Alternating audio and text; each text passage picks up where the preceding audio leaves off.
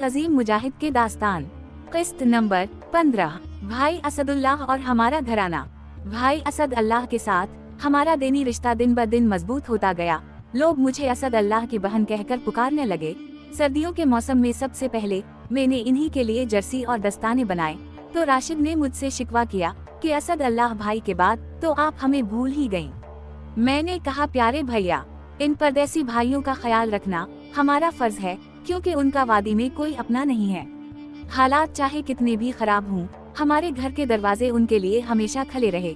वो भी मान से अपने साथियों को घर लाते और मैं शदीद सर्दी में आधी आधी रात तक मुजाहिदीन के लिए खाना तैयार करती रहती थी। इन नेक लोगों की खिदमत करके मेरे दिल को सुकून मिल जाता था। मुजाहिदीन को मेरी वालिहाना और बेलौस अकीदत का इल्म था, इसलिए जब गाजी बाबा मुख्तलिफ घरों को साथी तकसीम करके भेजते तो हर किसी की ये ख्वाहिश होती कि हम बहन जी के घर जाएं। मैं मुजाहिदीन की खिदमत के अलावा उनके छोटे मोटे काम भी कर लेती थी। एक बार मेजर यादू ने हमारे घर पर छापा मारा। इस दिन मुजाहिदीन का एक पाउच हमारे घर रह गया था। माँ जी ने वो फिरन के अंदर से पहन लिया और काफिर को शक भी नहीं होने दिया। मेजर यादू ने हमें खूब धमकाया, आइंदा असद अल्लाह को घर में पनाह दी तो तुम लोगों का अंजाम अच्छा ना होगा। काफिरों ने घर का सामान तहस नहस करके रख दिया। इत्तेफाक से भैया रात को घर आए। माँ जी ने इन्हें दूध का ग्लास लाकर दिया। वो आधा पी चुके तो बाबा ने इन्हें छापे का बता दिया। वो एकदम परेशान हो गए। हमने इन्हें मजाहा कहा कि माँ जी कमांडो बन गई थी, पाउच पहनकर बिल्कुल मुजाहिदा लग रही थी। भैया की संजीदगी बरकरार रही। इन्होंने ग्लास रखा और उठकर चले गए। अम्मी ने बाबा से नाराजगी का इजहार किया कि पहले खाना खाने देते फिर बताना था, अब ना जाने खाना खाएगा भी के नहीं। इसके बाद वो काफी दिन घर नहीं आए। वो नहीं चाहते थे कि उनकी वजह से हमारी इज्जत या घर पर कोई आँच आए। हमने इन्हें पैगाम भेजा तो वो आ गए। उनके साथ बिलाल भाई भी थे। गैस सिलेंडर की मदहम रोशनी में उनका चेहरा चमक रहा था। खाना खाकर वो देर तक बैठे रहे। बाबा अक्सर ऊंची आवाज में बात करने पर टोकते रहते थे, क्योंकि हमारा घर रोड के साथ था और साथ वाले बाग में कभी कभी इंडियन आर्मी का एम्बिश भी होता था। इस रात बाबा ने किसी बात पर नहीं टोका, क्योंकि वो असद अल्लाह भाई के चेहरे पर नूर शहादत भान पर चुके थे। ठीक एक हफ्ता गुजर गया। 9 अप्रैल 2000 था। चांद हर सौ चांदनी बखेर रहा था। छोटे चाचों के घर में मुजाहिदीन के लिए रोटी पक रही थी, जबकि दूसरे चाचा के घर में सालन तैयार हो रहा था। बात को आगे बढ़ाने से पहले ये बता दो कि इन घरों का महल वकू किया था। हमारे 2 मामों और 2 चाचों हैं। हम सब एक ही 4 दीवारी के अंदर रहते थे, अलबत्ता घर अलग अलग थे। कुछ अरसा कबल हमने थोड़ा सा फासले पर अपना अलहदा घर बनाया। हमारा घर चूँकि एम्बिश पॉइंट के करीब था, इसलिए मुजाहिदीन वहाँ रोजाना नहीं आते थे। अलबत्ता चाचों और मामों के घरानों में मुजाहिदीन का काफी आना जाना था और इन लोगों ने राह जिहाद में हर तरह की कुर्बानियाँ दी हैं। 9 अप्रैल को दोनों भाइयों के घरों में रौनकें लगी हुई थीं। कोई आ रहा था तो कोई जा रहा था। मेजबान और मेहमान दोनों इस बात से बेखबर थे कि हमारा मकार दुश्मन हमारे कदम गिन रहा है। चाचा जी के घर के साथ सड़क थी, जिसकी दूसरी जानिब बाग के अंदर इंडियन फौजी घात लगाकर बैठे थे और इस इंतजार में थे कि मुजाहिदीन इकट्ठे निकल जाएंगे तो चांदनी में हम चुन चुन कर इन्हें निशाना बनाएंगे। मुजाहिदीन खाने पीने का सामान लेकर अजसबाजी पूरा की तरफ जाने वाले थे। जो ही भाई असदुल्लाह अपने साथियों समेत बाहर आए तो उन पर गोलियों की बौछार हुई। ये बात मोजिज़े से कम थी कि मुजाहिदीन बिल्कुल बेखबरी के आलम में थे और चांद सर पर चमक रहा था। इसके बावजूद अल्लाह ताला ने दुश्मन की गोलियां बेअसर कर दें। मुजाहिदीन को खराश तक न आई। अलबत्ता सुबह इस जगह इंडियन आर्मी की कटी हुई उंगली इस बात की गवाही दे रही थी कि बुनिये की खूब ठिकाई हो गई है। फौज और मुजाहिदीन के दरमियान झड़प काफी देर जारी रही। गोलियां दीवारों को चीरकर घर के अंदर दाखिल हो रही थीं। घर वाले जान बचाने के लिए पैट के बल लेटे हुए थे, मुजाहिदीन से मार खाने के बाद भारतीय फौजी उन चारों घरों पर टूट पड़े। चाचा की 2 बेटियां 15 साला नुजहत और 10 साल की फरहत एक कोने में बैठी हुई थीं। एक काफिर ने उन दोनों बहनों को बालों से पकड़कर उनके सर एक दूसरे के साथ टकराने शुरू कर दिए। नन्ही फरहत को बलकता देखकर नुजहत से बर्दाश्त न हुआ। इस बहादुर और गियूर बेटी ने एक हाथ से फौजी की गन पकड़ ली, दूसरे हाथ से इसके मुंह पर जोरदार तमांचा मारा। फौजी उसको देखता रह गया और ये हैरान किन बात थी कि वो बगैर किसी रद्दअमल के चल दिया। तमाम मर्दों को, जिसमें जवान और बुजुर्ग दोनों शामिल थे, लातों और डंडों की भरमार में गाड़ी की तरफ धकेला गया और मुजाहिदीन की रफाकत की पादाश में बदतरीन तशद्दुद के लिए हेडक्वार्टर ले जाया गया। अभी इस शब गम का काफी हिस्सा बाकी था। नींद कैसे आनी थी, हमारे अजीज कैंप में मारी खा रहे हैं, ना जाने इनका क्या हाल होगा, ये ख्याल ही बेकल कर देता था। मगर हमें मालूम ना था कि सुबह का सूरज एक नए सितम का पैगाम लेकर तुलू होगा। बहार का मौसम जोबन पर था और कश्मीर का मौसम बहार बहुत हसीन होता है। इस दिन फजाएं सोगवार सी थीं, गांव की गलियां उदास नजर आ रही थीं। काफी सारे लोग जुलूस की सूरत में हेडक्वार्टर हमारे लोगों को छुड़ाने के लिए गए हुए थे। दोपहर का वक्त था, हम अपने अजीजों के लिए दुआएं कर रहे थे। इतने में एक फौजी जीप आंधी की तरह हमारे गेट से गुजरकर अंदर गई और चंद मिनट के अंदर अंदर उसी रफ्तार से वापस चली गई। साथ ही हर तरफ चीख व पुकार बुलंद होने लगी। हम लोग नंगे पांव बाहर निकल आए तो ये खबर सुनकर हमारी रूह तक लरज उठी कि STF वाले नुजहत को उठा कर ले गए हैं। आंटी ने बेटी को छुड़ाने की कोशिश की तो इन्हें भी धक्का देकर गाड़ी में फेंका गया। माँ जी मेरे हवाले से परेशान रहती थी। ये रूह फरसा खबर सुनकर वो धड़ाम से सड़क पर गिर पड़े और बेहोश हो गयी। मस्जिद में ऐलान हुआ और सब लोग घरों से निकल आए। एक और इज्तिमाई रैली कैंप की तरफ रवाना हो गई। लोगों ने ट्रैफिक ब्लॉक कर दी तो मगरिब के वक्त आंटी और नुजहत को रहा कर दिया गया। अलबत्ता मर्द अभी तक जुर्म बेगनाही की सजा भुगत रहे थे।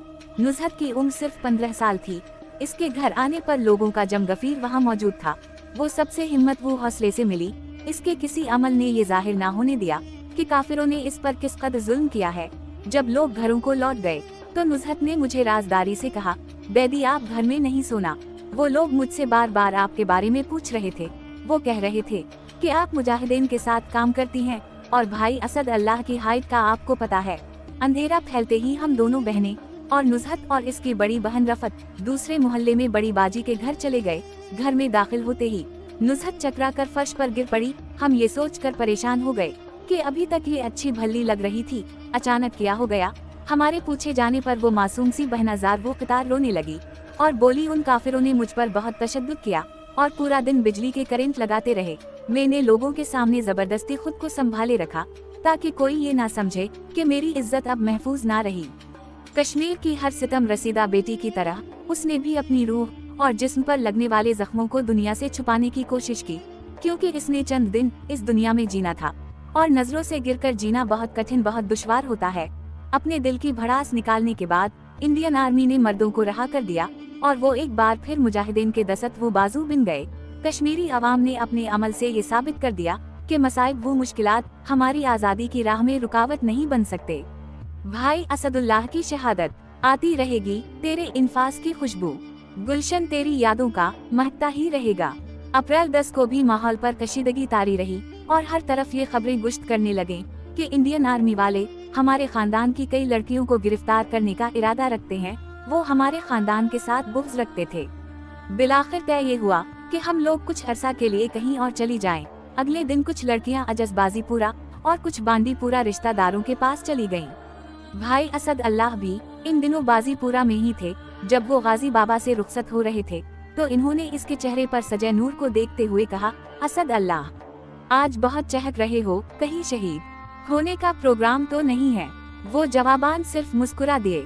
नुजहत और आंटी की गिरफ्तारी का इन्हें बेहद रंज था। वो STF के दरिंदों से बदला लेना चाह रहे थे, लेकिन गाजी बाबा ने इन्हें ये कहकर हौसला दिया कि राह जिहाद में ये मोड़ आते रहते हैं, हम भी इधर ही हैं, हम दुश्मन से जरूर इंतकाम लेंगे। फिर इन्हें किसी जरूरी काम के सिलसिले में अजस भेज दिया।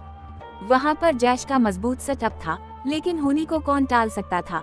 उनकी हूरें बनाव सिंगार करके उनकी राहों में आंखें बिछाए खड़ी थीं। भैया बाजीपुरा में एक घर में मौजूद थे। इस दौरान फौज ने मुहासरा कर लिया। वो लोग हमारे दूर के रिश्तेदार थे, बल्कि नुजहत का ननियाल भी उसी इलाके में था। इस खातून का कहना था कि जब आर्मी ने मुहासरा किया तो मैंने असद अल्लाह को बहुत कहा, बेटा आप फला रास्ते से निकल जाओ, इंशाअल्लाह आप लोग बहिफाजत जंगल में पहुंच जाओगे। भाई गैरतमंद और बहादुर इंसान थे। हमारे खानदान पर ढाए जाने वाले मजालिम पर इन्हें इंडियन आर्मी पर बहुत गुस्सा था। इन्होंने जवाब दिया, खाला जान आज मैं निकलने की कोशिश नहीं करूंगा, बल्कि इन काफिरों से बदला लूंगा। फिर इन्होंने वजू किया, सरमा लगाया और खुशबू लगाई। खातून खाना के कहने के मुताबिक उन सब के चेहरों से सुकून और इत्मीनान टपक रहा था। आर्मी जब घर की तलाशी लेने के लिए आई तो मुजाहिदीन ने शेरों की तरह उनका मुकाबला किया। दुश्मन के 8 फौजी वासिल जहन्नम करके भाई असदुल्लाह फिरदौस बरी की तरफ परवास कर गए। उनके साथ 3 कश्मीरी साथी भी थे। भारतीय फौज ने कमांडर असदुल्लाह की शहादत पर जश्न मनाया और इंतकामा शहीद का बाजू काट कर अलग किया, क्योंकि अल्लाह के शर ने उसके जरिए मुशरिक हिंदुओं को काफी नुकसान पहुंचाया था। बांदीपुरा अजद से 20 किलोमीटर के फासले पर है। वहां हमें झड़प का पता तो चल गया, लेकिन शहीद होने वाले मुजाहिदीन के बारे में मालूम ना हो सका। अप्रैल 19 को वो शहीद हुए और अप्रैल 20 का अखबार मैंने बिलखुसूस उसी खबर के लिए मंगवाया। अखबार पर एक नजर पड़ते ही मुझ पर सकते किसी कैफियत तारी हो गई। हमारे भाई की लहू रंग तस्वीर पहले सफ़े पर शाये हुई थी। मैं उसी दिन घर वापस आ गई। गेट से अंदर दाखिल होते ही डैडी ने मुझे गले लगाकर फूट फूट कर रोना शुरू कर दिया। घर में हर तरफ सौगोरी की कैफियत थी। भैया की शहादत से थोड़ा ही अरसा कबल हमारा खालाजाद भाई फारूक अहमद उर्फ जहांगीर शहीद हुआ था। जहांगीर हजब के साथ था और अभी उसके जख्म हरे ही थे कि भाई असद अल्लाह दाग मुफारकत देकर चले गए। मैं रो रो कर पागल हो रही थी। उनकी कब्र भी चीवा में ना बिन सकी। उनकी कब्र चीवा के मजार शुहदा में तैयार कर ली गई थी, लेकिन जब लोग इनकी मैयत लेने गए तो इंडियन आर्मी ने मदाखलत करते हुए इन्हें वापस लूटने पर मजबूर कर दिया। भाई असद अल्लाह शहीद को सफापुरा के मोहल्ला कलापुरा में दफन कर दिया गया। उनके जाने के बाद एक अरसा घर में उदासियों ने डेरे डाले रखे। हर आहट पर उनका गमा होता था और घर में उनकी यादों के चिराग रोज जलाए जाते थे। जब मुजाहिदीन घर में आते तो हम भाई असदुल्लाह को आश बार आंखों से तस्वुर में उनके हमराह देखते और फिर इन्हें ना पाकर दिल को बेहद सदमा पहुंचता था। ये जरूरी नहीं कि सिर्फ खून के रिश्तों में ही बाहम खुलूस व मोहब्बत हो। बाज दफा दीन का रिश्ता खूनी रिश्तों से भी मजबूत बन जाता है। भाई असद अल्लाह के साथ भी हमारा कुछ ऐसा ही रिश्ता था।